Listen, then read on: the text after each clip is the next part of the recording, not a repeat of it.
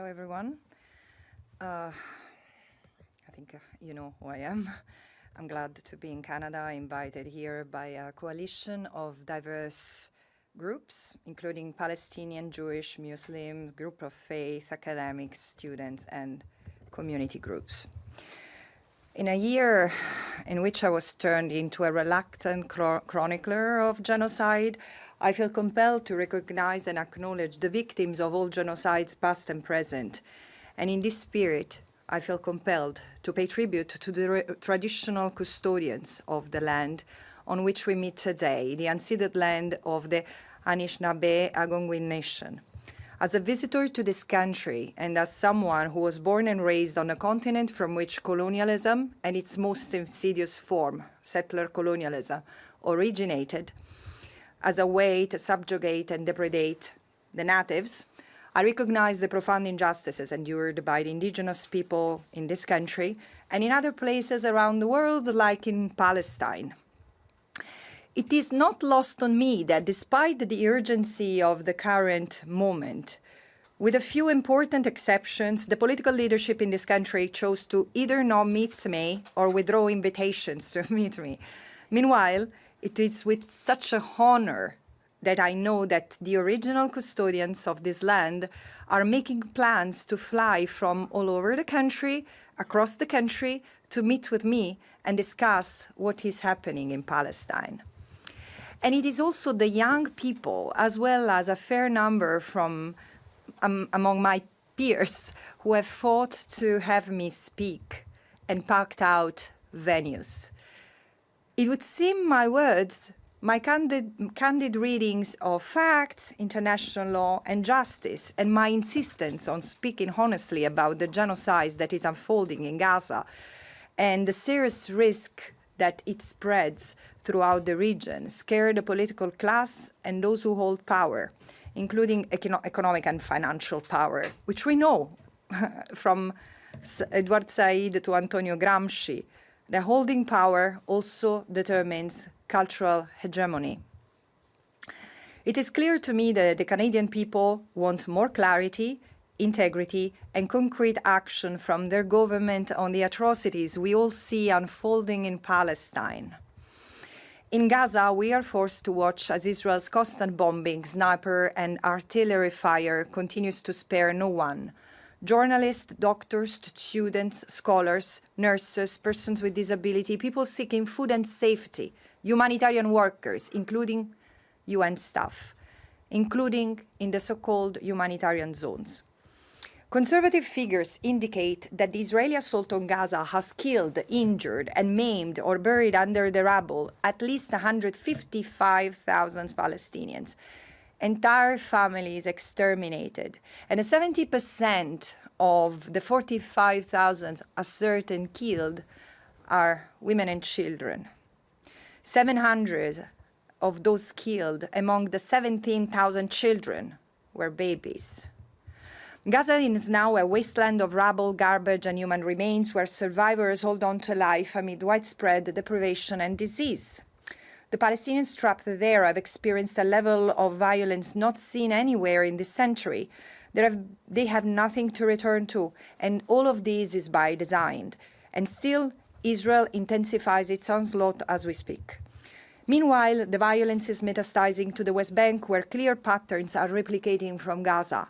Since October 7 last year, the rate at which Palestinians have been killed has increased tenfold on the previous 20-year average, including 169 children, a fifth of all Palestinian children Israel has executed since the year 2000. Palestinian academics, human rights defenders, scholars, doctors, nurses, children have arbitrarily swept up, incarcerated in a campaign of mass arrest, now facing deprivation, torture in squalid conditions without charge or trial. Thousands have been displaced in the largest land grab in 30 years in the West Bank and East Jerusalem. And as I have continued to investigate, document, and call for action on genocide, it has been clear to me that there is also a denialism, an obscurantism that hides behind a common perception of what is genocide that has been clearly shaped by the massive horror of the Holocaust and probably the features of the Rwandan genocide. In both cases, the almost industrialized size, scale, and brutality of the extermination has been definitive of our collective understanding of the crime. But I remind you, genocide is not defined by personal opinions or particular histories. You can have genocide without mass killing and extermination, and still, in Palestine, we have this as well. The colonial amnesia of most Western states has led us to forget the hundreds of millions of people who have been genocided from Namibia, Australia, the Americas, and here, Turtle Island. Memory of the past is what will allow the future to be different, and this is why today knowledge is subversive. The crime of genocide consists of acts accompanied by the intent to destroy in whole or in part a national, ethnic, racial, or religious group as such. While destruction of the group is interpreted in physical or biological terms, case law derives intent from acts targeting the very foundation of the group, including the destruction of the spirit, the will to live, and of life itself. So when assessing intent, especially state intent to destroy a group, we must remember that genocide is a process, not a single act, including a plurality of acts and actors. So key is to identify the thread of intent that runs through this collective conduct. So in line with existing jurisprudence, my latest report assesses Israel's intent to destroy the Palestinian people holistically through a triple lens approach, considering the totality of Israeli conduct and crimes against the totality of the Palestinian people as such, across the totality of the Palestinian territory unlawfully occupied by Israel. And why do I insist on this framing? Let me explain you why. Because the Palestinians have been suffering war crimes and crimes against humanity for decades, but these alone do not expose the scale of the crime, nor illuminate the serious risk of erasure that they are facing. I'm far from alone in my assessment. By November last year, 30 independent UN experts had raised the alarm of genocide and on no less than 3 occasions. By January, the International Court of Justice had identified a plausible risk of irreparable harm to Palestinian rights under the Genocide Convention and has now indicated this provisional measures at least 3 times. In July, the same court handed down a watershed advisory opinion explicitly recognizing the occupation as unlawful in its entirety and emphasized the obligation of states not to recognize the occupation as legal, nor render aid or assistance to maintaining Israel's unlawful presence. And its full implementation is an imperative for Canada as well. Canada has clear obligations under international law toward the Palestinian people. Arms export license must be cancelled, all of them. Transparency on third states and direct transfers is an imperative. The free trade agreement with Israel should be under urgent review. Palestinian refugees and forcibly displaced persons must be accepted and given proper and urgent protection. Palestinian and Muslim humanitarian organizations must be allowed to do their urgent work without the undue scrutiny because of their religion, because this is discriminatory. We have to speak accurately and coherently in calling this for what it is, a genocide, unlawful occupation, apartheid, and acting accordingly. Thank you. Madame Albanese, bonjour. Christian Noël de Radio-Canada. Dans le rapport, corrigez-moi si j'ai mal lu, vous demandez au Canada de revoir toute forme de collaboration avec Israël, militaire, économique, politique. Est-ce que vous demandez au gouvernement aussi de cesser ces collaborations? En fait, ce n'est pas moi qui le demande, c'est le droit international qui l'exige.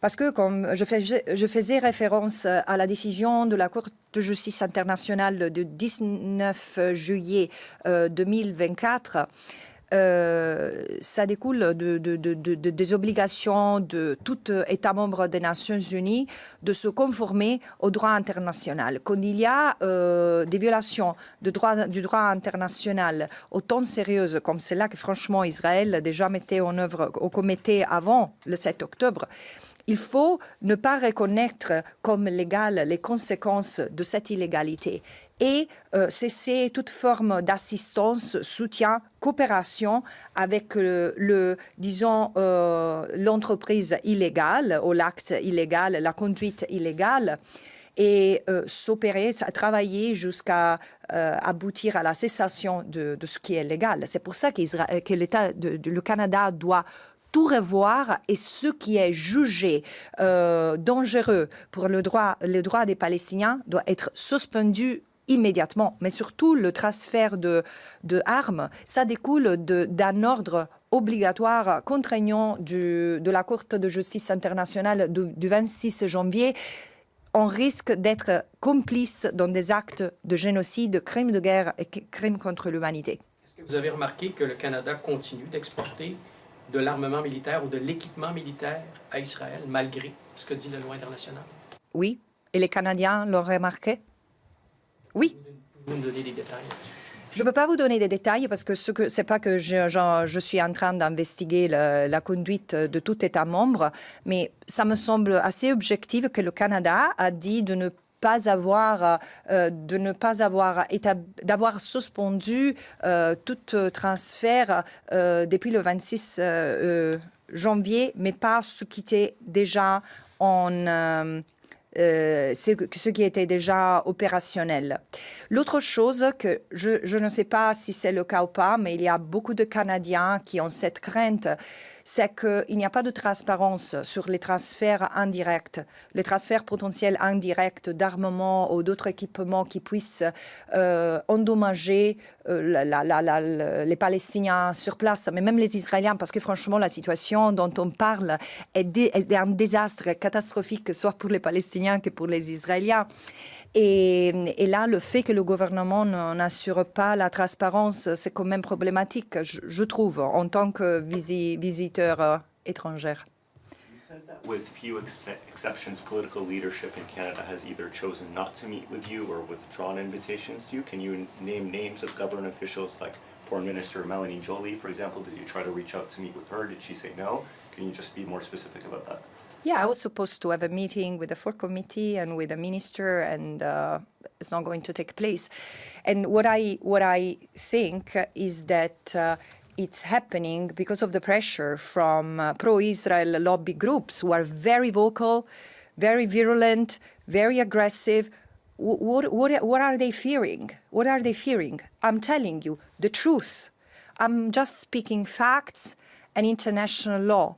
And all the talks I've had here from Montreal and in various universities and other public encounters have been incredibly powerful because they are a moment of collective grief. But there is a space for everyone to be heard and acknowledged, and clearly there is no discrimination whatsoever against anyone. But this is exactly, this is why they don't want my events hosting me to take place, because it puts them in front of a mirror. So just to be clear, you were supposed to have a meeting with Melanie Joly, but that was canceled, and you think it's because of the pro-Israel groups' pressure? I cannot tell you what are the causes behind the withdrawal of the invitations and agreement to have meetings. I only know that I base myself on facts. It happened after pro-Israel groups and pro-Israel individuals started to accuse my persona, my mandate of the usual, and I won't repeat the accusations because they are extremely defamatory, but this is what I think poisoned the atmosphere in Canada. It's a choice not to meet with a UN independent expert and in the country. Sad and true, unfortunately. Are any government officials meeting you?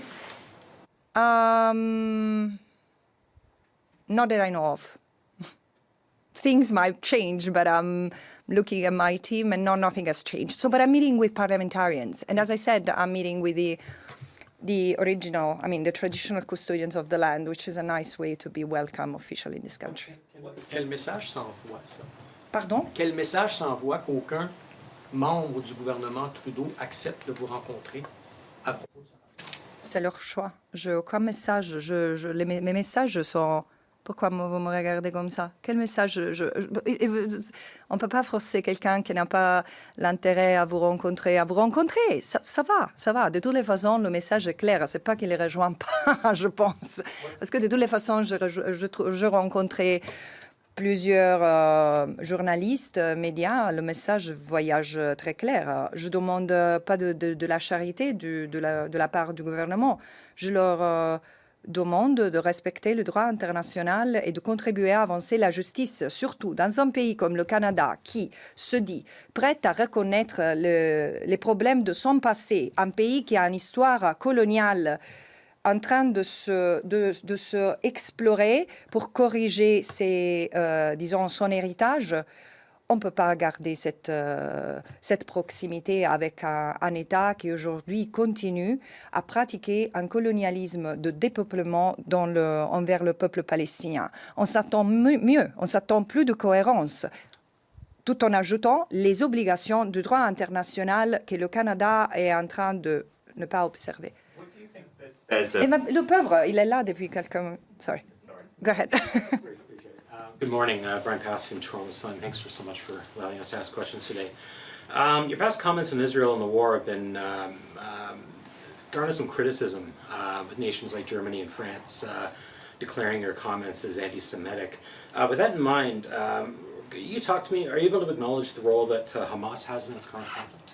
Of course, I've always done. I mean, there is no question whatsoever about that. And let me be clear.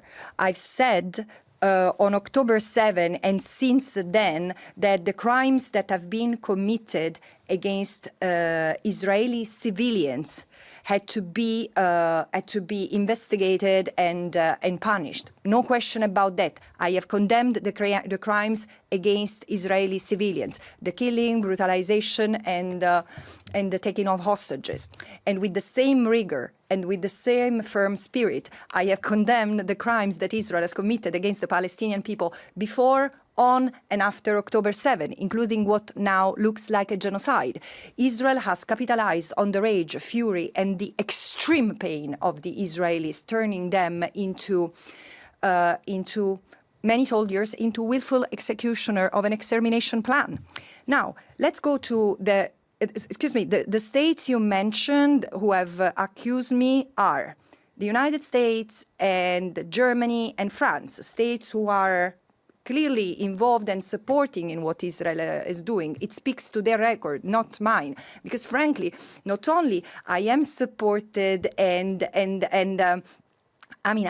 my mandate has been supported and protected by Jewish people, organizations, and scholars since the very beginning, just to clear the record. But this is not, my statements are not against the Jewish people or even the Israelis.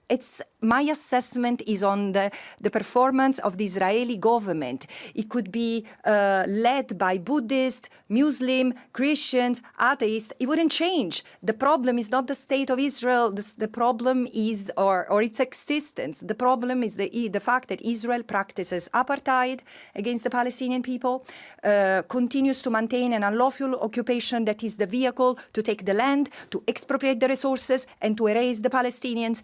And in order to enforce that plan, it's now also committing a genocide. Genocide is a means to an end. Israel has seized the opportunity to continue what it has been doing since even before its existence, taking the land of historical Palestine without the Palestinians. And it's not even me. Listen to what they say. They're ministers, they're parliamentarians, they're settlers. And by the way, there are Canadian individuals involved in this, in the settlements and probably also fighting in Israel. So this is upon you to know and correct. Yes. In Montreal, you expressed some shock at Quebec opening up a trade office in Tel Aviv. Raised a few eyebrows because Tel Aviv isn't among the many disputed land in Israel. Do you believe that Israel has a right to exist? Israel does exist. Israel is a recognized member of the United Nations.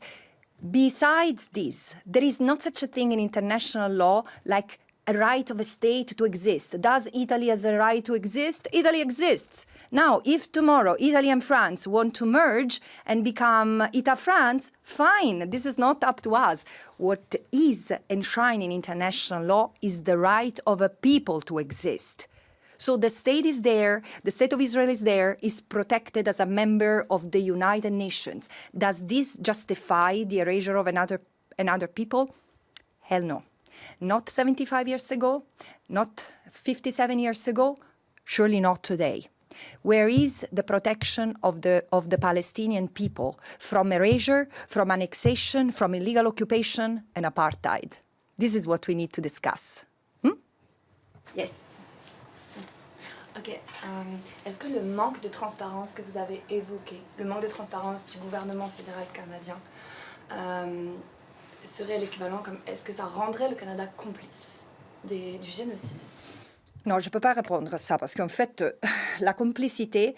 Bon, le génocide, pour déterminer le génocide, on va regarder les actes et surtout l'intention de détruire un groupe à travers les actes génocidaires, des actes criminels. Et moi, j'ai articulé comment on ne peut pas ne pas voir l'intention génocidaire, comme je vous le disais. On doit regarder tous les crimes. Et qu'est-ce qui lie tous les crimes? On doit lier tous les crimes aux intentions, même aux documents qui ont été circulés en justifiant ces crimes. On doit regarder comment tous les Palestiniens, de n'importe où, de Gaza, de Jérusalem-Est et de Cisjordanie, ont été ciblés dans tout le territoire. Et le territoire est ciblé pour annexion. Mais ceci dit, je trouve qu'il y a sûrement des violations de la loi sur la responsabilité des États vis-à-vis Israël. Le Canada est en train de soutenir un État qui commet des crimes. De là à dire qui est complice dans le génocide, non, je ne peux pas. Et ça, c'est quelque chose qui, je pense, ça devrait être éventuellement investigué au niveau local. En suivi très rapidement, j'aimerais savoir si le Canada fait ce que vous dites, l'audit notamment des faits qu'il a et des affaires qu'il a avec Israël. Si le Canada fait ça, est-ce que ça amènerait une solution humanitaire, ça débloquerait quelque chose entre Israël et la Palestine? Qu'est-ce que ça débloquerait? Et en fait, c'est une bonne question, mais ça me pousse à dire les conséquences de nos actions doivent être mesurées dans un contexte plus large où il y a aussi les conséquences des actions des autres États. C'est clair, si le Canada est seul à poursuivre ce chemin de justice et de conformité au droit international et tous les autres restent dans la justice comme aujourd'hui, peut-être rien ne va changer. Mais je pense que quand il y a le principe pour le principe, et si tout le monde répondait aux principes au lieu qu'aux intérêts politiques, économiques, et franchement, en déployant un discret niveau de discrimination, parce qu'on discrimine entre les victimes, entre la vie des uns et des autres, là, on serait dans un chemin différent. Regardez l'Afrique du Sud. L'Afrique du Sud était seule à initier cette action envers Israël pour violation de la Convention du génocide. Même d'autres pays africains ont hésité à le suivre, mais l'a fait pour une question de principe. Et le Canada a une histoire de marcher dans l'histoire pour le droit. J'ai appris que c'est en fait, je savais que le Canada avait été critique de l'apartheid en Afrique du Sud, mais en fait, ça a démarré du Québec, avant beaucoup d'autres États. Et aussi, le Canada a su se détacher de l'influence des États-Unis quand il s'agissait de prendre une position sur la guerre en Irak. Le Canada a imposé des sanctions à la Russie pour son agression contre l'Ukraine et au Myanmar.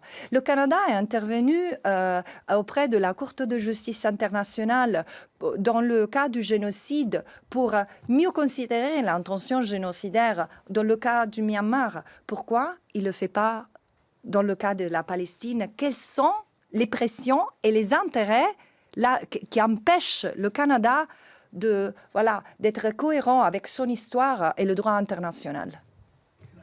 About the two-state solution, the Foreign Affairs Committee here is studying what they call the quickest path to recognize a Palestinian state by the government of Canada. Do you think that is a useful exercise?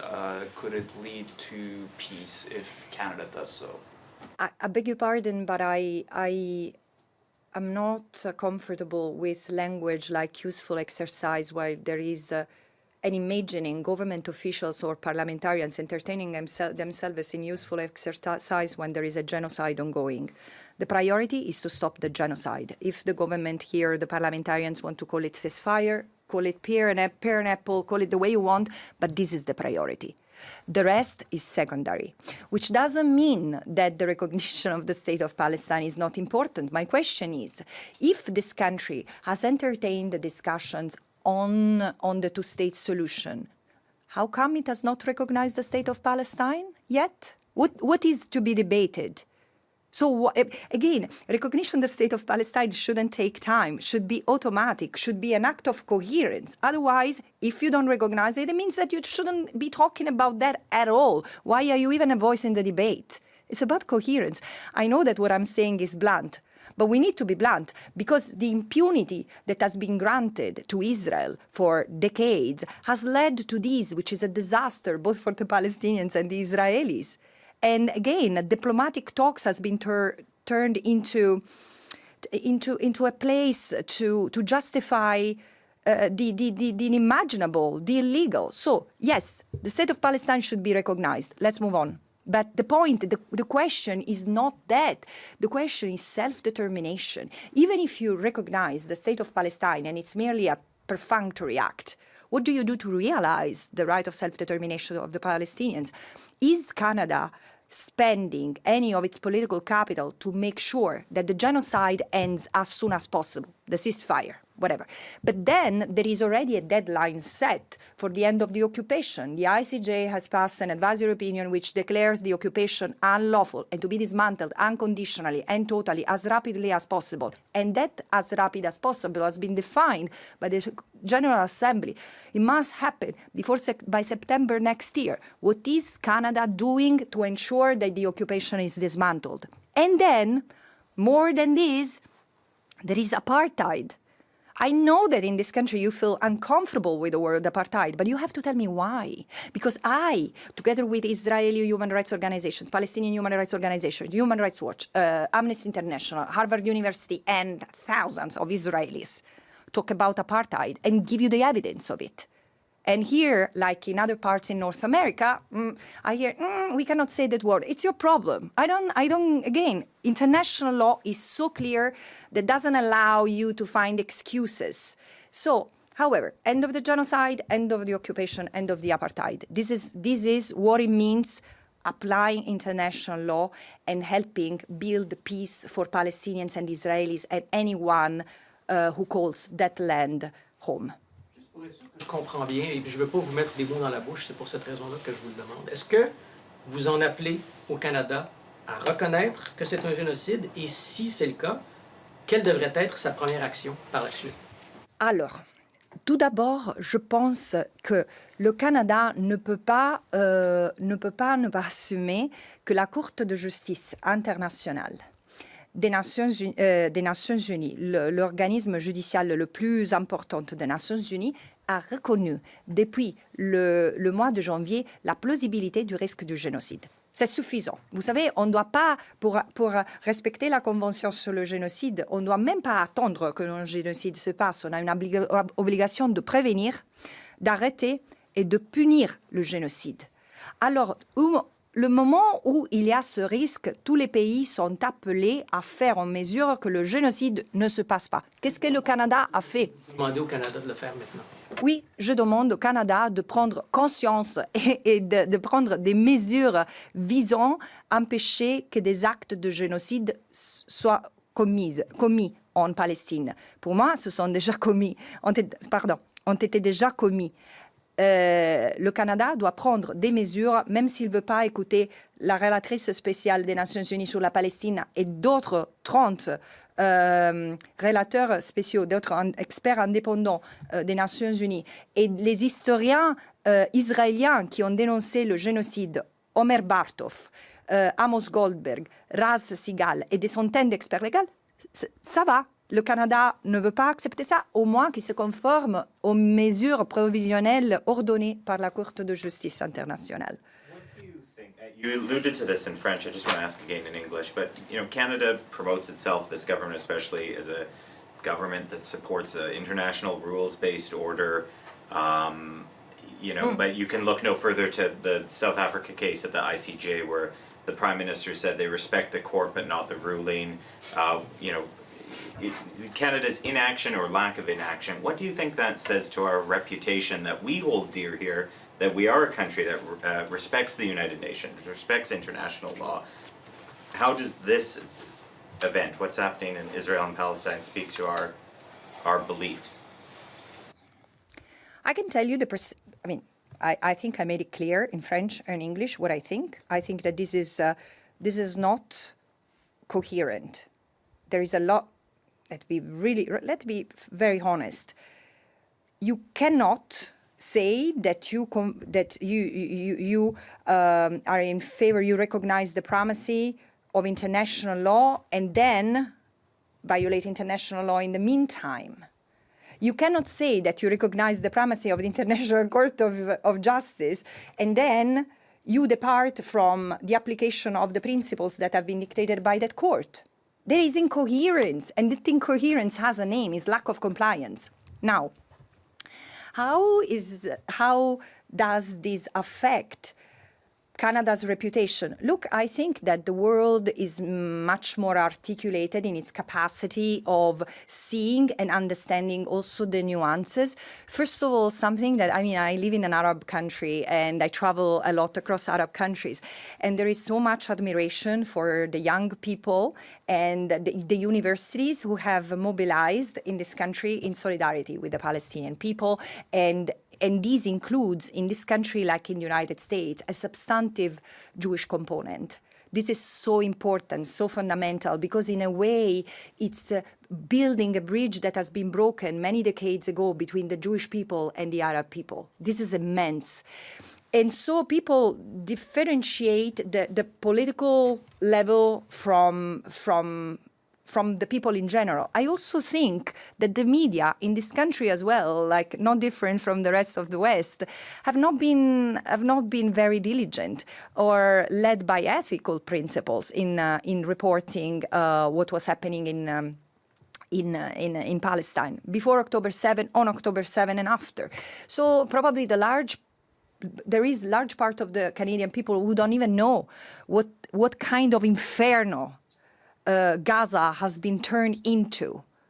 Women unable to find the basics, from running water, of course everyone, but as a woman, I would like people to empathize, to realize what it means having an entire family exterminated, not having hospitals anymore, all the universities destroyed, the 300 schools destroyed, all the UN buildings standing, 70% have been severely damaged and cannot be used. Gaza has been turned into rubble. Is it a war? No, it's not a war. Israel has predicated this genocide on the killing of terrorists, when the entire civilian population in Gaza has been qualified as terrorists, including the elderly, including the children, 17,000 children. That if I told you bunnies, there would be better reaction. But because they are Arab, we don't empathize. This speaks to our racists. And I say that as a European, I see that in us. And let's take this opportunity to do better, to recognize what doesn't work in our societies. And may this be the last genocide in history. This is where we are today. And Canada is still seen as part of the old settler colonial bloc. I'm sorry. Thank you. This concludes the press conference. C'est ce qui conclut la conférence. Merci. Merci à vous. Thank you.